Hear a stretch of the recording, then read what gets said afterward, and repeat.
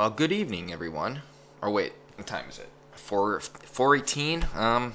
Good afternoon, everyone, and welcome to the Piper Report. So John Kasich may actually be right for once.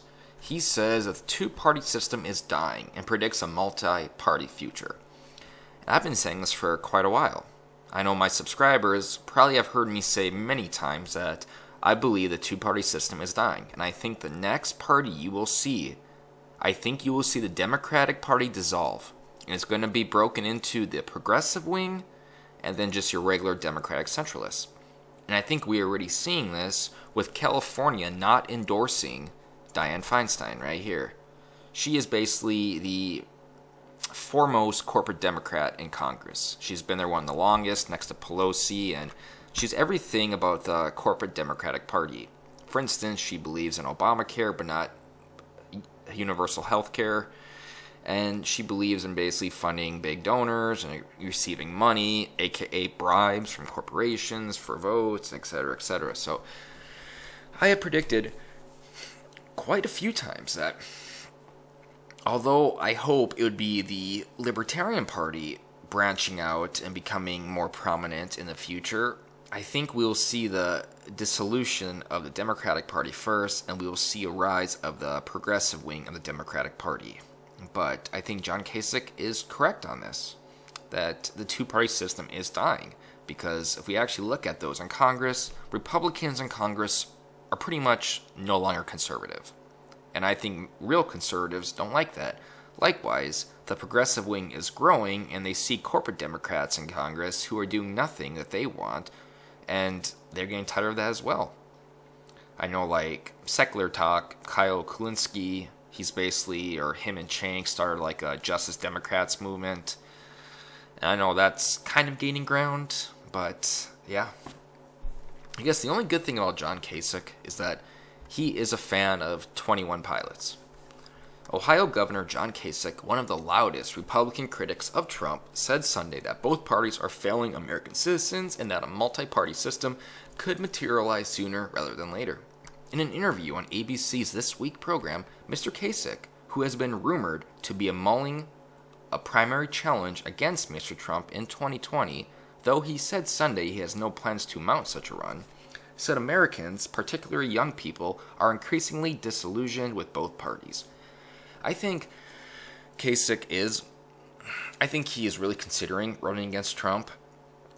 It is one of the fundamental reasons why in 2016 he would not bow out of the race. I mean, I think everyone was laughing at him like, what are you doing still in this race here? You didn't win any state at all. I think he might have won his state. I really can't remember, but I don't think so. But he can't win any state at all. You have no delegates.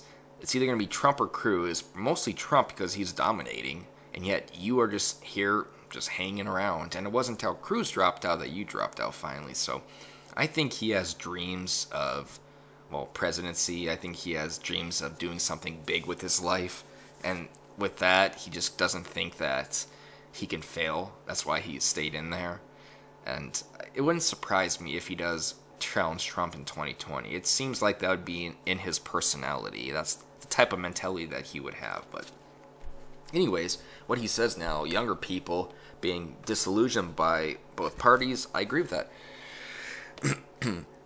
We can look at, there's a recent pullout, and I don't want to say this is exact statistics. I think it's either 71% or 73% of millennials want a third-party system, a third party to rise in 2020.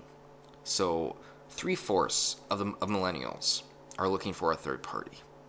And that makes sense because people are fed up with Washington.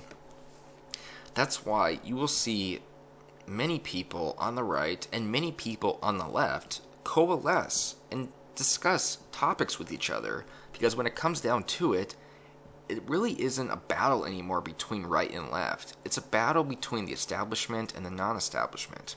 Now, don't get me wrong.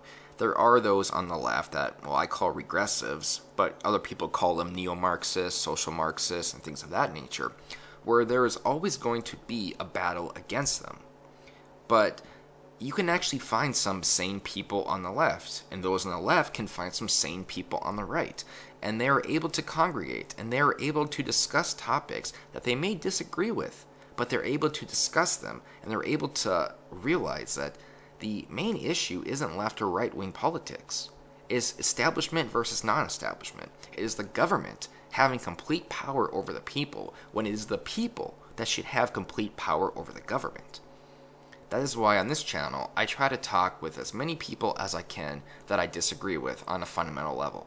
Because it is more important to talk with those whom you disagree with, rather than who you agree with. Because you can always find someone you agree with. It's not hard to find someone to talk to that says the same things you do.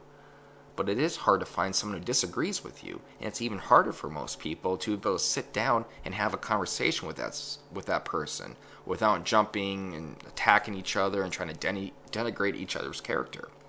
So, again, it comes down to the way I see things.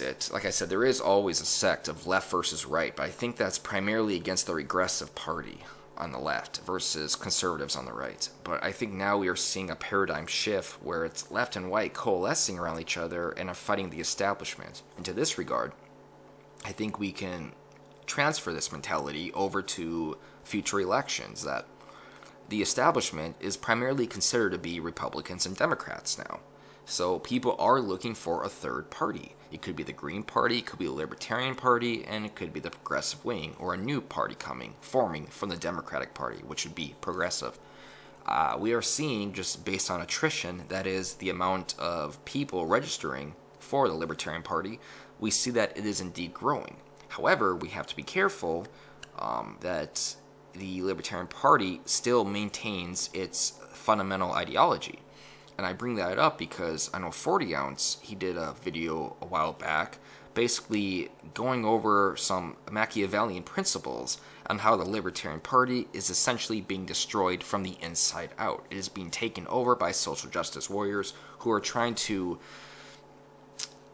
palliate its effects into having a more prominent role in the future of politics. It's trying to basically mold it into an ideology that conforms with social justice behavior, such as third wave feminism, or those who believe in safe spaces, those who believe that you do not have the right to talk because it offends me, this compelled speech. And we had a debate on that. It was me, Mad Dodge, Coffee with Comet, and 40 Ounce, and we kind of covered over that, so I'm not really going to go over it too much in depth. I did a little bit here, but I don't see it. I think the Libertarian Party is indeed growing, and as long as there are people who believe in the idea of limited government and you have the individual freedom and liberty to do what you want with your body, I think the Libertarian Party will live on. But I do agree with 40 Ounce that we have to be careful that the Libertarian Party doesn't become a wing of the social justice group, because that could actually be bad. But just back to where I started now in terms of political parties, Libertarian Party is actually growing if we base on attrition. Progressives are seeming to grow as well. I don't know about the Green Party. I think Green Party is also slowly growing. They're starting to get more ballots in more states now. So there is this incentive now to start conforming with different parties. Now, I consider myself an independent. I am fiscally conservative and socially moderate.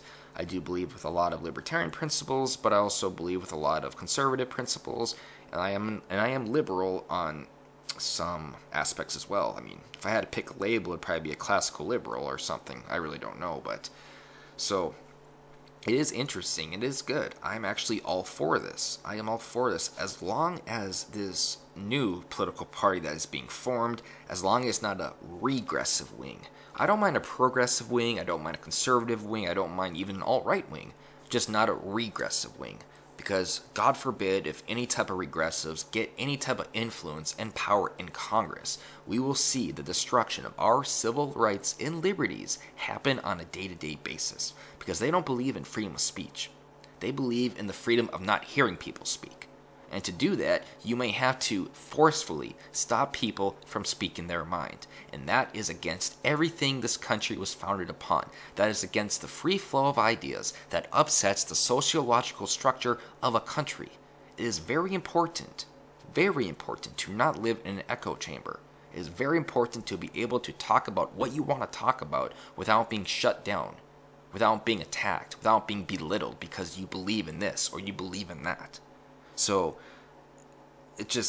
we have to be careful that these third parties that are beginning to rise, that one of them isn't strictly neo-Marxism, regressives, aka regressives, that are trying to take over the country.